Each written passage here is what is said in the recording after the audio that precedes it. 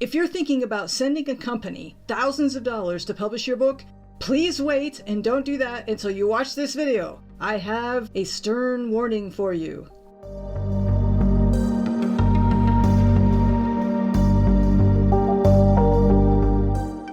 So let me tell you my sad story. I was a young writer in my 20s. I wrote what I thought was a children's book, and then I sent it out to publishers to get it published. Now, just so you have an idea, this was back in the 90s, okay? So a very long time ago, but the warning still holds. So here's what happened. This publisher reached out and said, "We'd love your story. We'd love to publish it. It's just so wonderful. All we require from you is that you share in the investment with us." So that should have sent up red flags in my mind immediately, but because I was just starting out as a writer, I had no idea what I was doing, hadn't researched publishing to that extent to know that this was a warning sign. I thought, well, that makes sense. You have to invest to put the book together, right? So I talked it over with my partner at the time, and we decided we'd go ahead and go for it. We did some more research in the company. They seemed very legit. We even ended up going to the town that they were in, where the headquarters were, and meeting them. I met these people. I shook their hands. I walked around their offices. I met their other staff members. I thought, man, this is awesome. I finally got a publishing company that wants to help me get this book produced. $5,000 we spent on that venture. Still is a lot of money, but back then it was more money than it is now. And so away we went, signed the contract, gave them the manuscript, and I thought I was off to being a published writer. What ended up happening is about 6 months after I met with these people, shook their hands, spoke with them, spent an afternoon with them, all this great stuff, the CEO of the company took all the authors' money, all the authors who had spent money investing in their story, took all that money and left the country. We found this out when we started not getting answers to our calls or emails or hearing anything about this book that was supposed to be in development. Chased it down, and were told by the attorneys that this CEO had taken the money and run, and they could not track him down. They were going to try to, but they never did. So what happened? I was out. That $5,000, and of course, no children's story to show for it.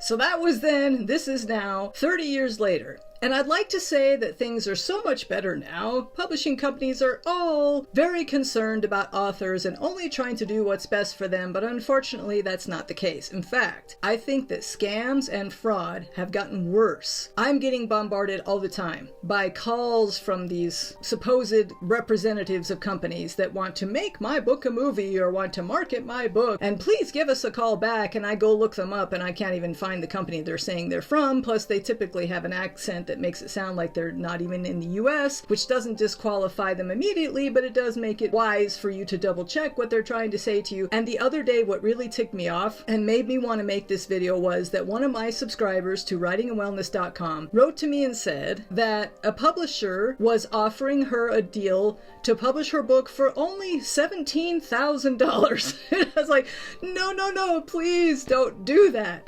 This is a scam. This is way too much money to be charging you to publish your book. At the end of this video, I'm going to tell you what you should do instead and why I think you should do that. In the meantime, here are the 5 signs that the company you're thinking of working with or looking into to publish your book is probably not one that you want to go with. Don't sign the contract until you listen to the rest of this video.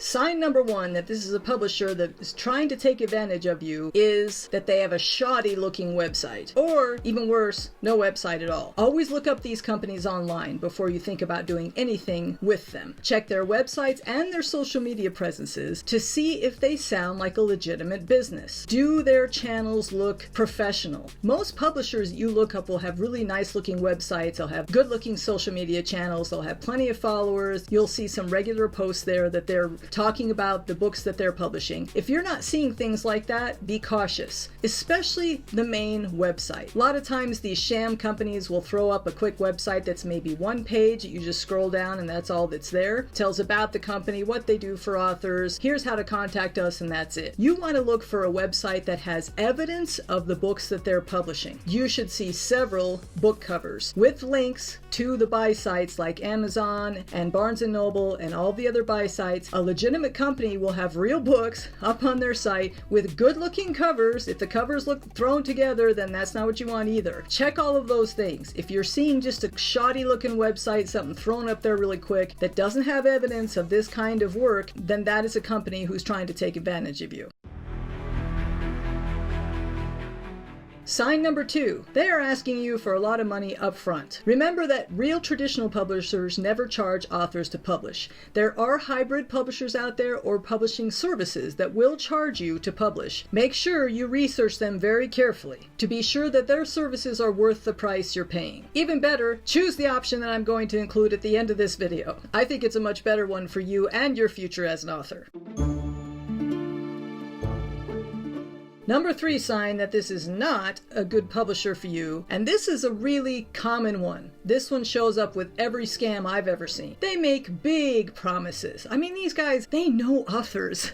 They know what our weaknesses are. Oh, we think your story is awesome. We think it's wonderful. They often talk about their selection process, and they have you submit your story, and then they select you and say, oh, your story is great, and we would love to publish it. Oh, that'll be however many thousands of dollars. Okay, these are scam selection processes. They're not real. That's not what traditional publishers do, nor is it what publishing services do. If you go with a publishing service company, they will publish your book as long as you pay them. They're offering you a service. They're not putting you through any selection process. A traditional publisher who will select manuscripts does not charge you for any of their publishing services. Common grandiose statements that these types of publishers will make include, we'll guarantee that you'll be a bestseller, or we guarantee major bookstore distribution. I love this one. They talk about how they're going to distribute your book the same way that the big publishers do. Well, duh. Anybody can do that.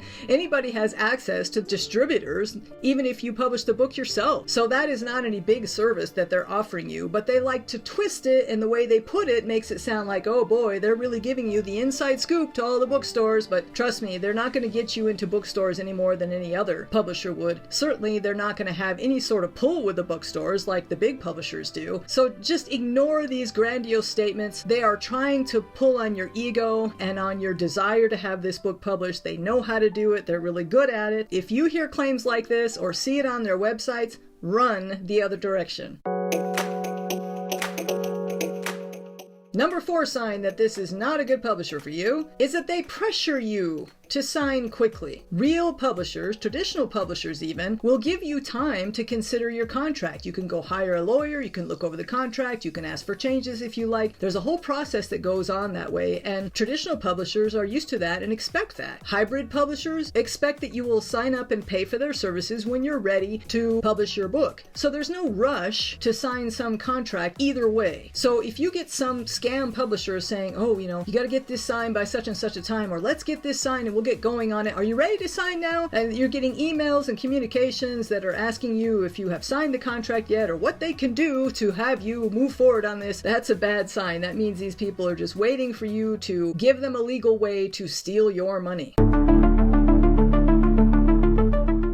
Sign number 5 that this is not a publisher you want to work with. If you can't find what looks like credible authors writing books for this company, that's a problem. Here's some suggestions. And this applies even if you're trying to get traditionally published and you've been given a contract and this publisher looks legit. Before you sign that contract, contact some of the other authors. Go through the books, find the authors, find those authors' websites, and contact them. And just say, I just received a contract with this publisher, or I'm thinking about working with this publisher, and I noticed that you published a book with them. I wondered if you'd be kind enough to share with me your experience. One of the novel publishing contracts that I got, I took this step, and I contacted 3 of the authors that I found on their website that had books that looked pretty good. Let me tell you, was I ever glad that I did, because I got an earful. These very kind authors were nice enough to take the time to email me back and tell me about all the problems they they were experiencing with this publishing company. The problems included delayed book release dates, royalty payments not being paid, not being able to get a hold of anyone at the company. All of the authors said,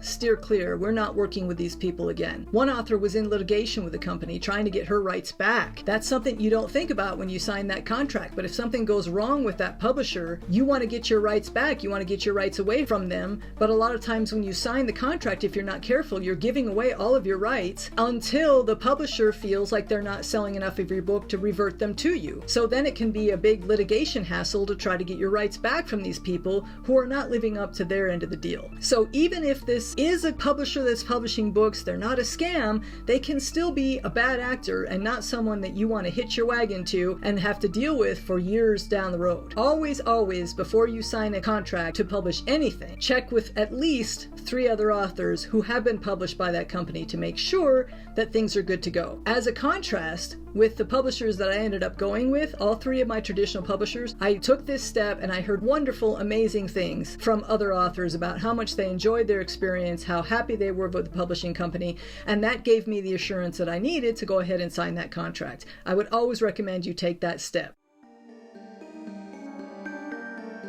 I promised you a suggestion for what you should do instead of paying all of your money to one of these companies. And this probably won't come as a big surprise to you. My suggestion is that you self-publish, that you publish the book yourself. Now, I know if you're thinking about paying a company to do it, you're probably like, yeah, but the idea of self-publishing just seems way too overwhelming. I don't know if I could do everything I have to do to self-publish a book. Before I published my first book, I felt the exact same way. I didn't know if I could do it. It seemed like this monumental task, and I had no idea how to go about it. But now that I've done it, man, I really like it. I enjoy doing it. I've now self-published 4 books with 2 more on the way this year. I promise you, if I can do it, you can do it. To help you get started, I have created a self-publishing checklist for new authors. If you've never self-published before, I've got the checklist that I created for myself that first time that I did it that takes you through every step you need to take to self-publish your own book. It helps you go from one step to the next, tells you what you need to do and where you need to go and how you need to set up accounts at various distributors, what choices you need to make. Included in that checklist is also a book information page. That is also something that I use myself. I put down all the information for every book that I publish because you'll find that you'll need it. You have to insert this information, things like your title, subtitle, ISBN number, book description, longer descriptions, shorter descriptions, keywords, all these things. Having that all in one place can be really beneficial. I give you my template for that as well. And I give you 10 questions to ask to be sure that you're ready to self-publish. That's all together in this checklist. You can access that at the link in the show notes. I encourage you to do that if you're just thinking about maybe doing this and you're not sure what steps are involved. That will really help you, and it'll help you see that you can self-publish your book. This is definitely possible. So do your research no matter which direction you're thinking of going, and understand that in today's world, self-publishing is easier than it's ever been. So if you're thinking about publishing your book, I'll hope you consider that. Thanks for watching, and I'll see you next time.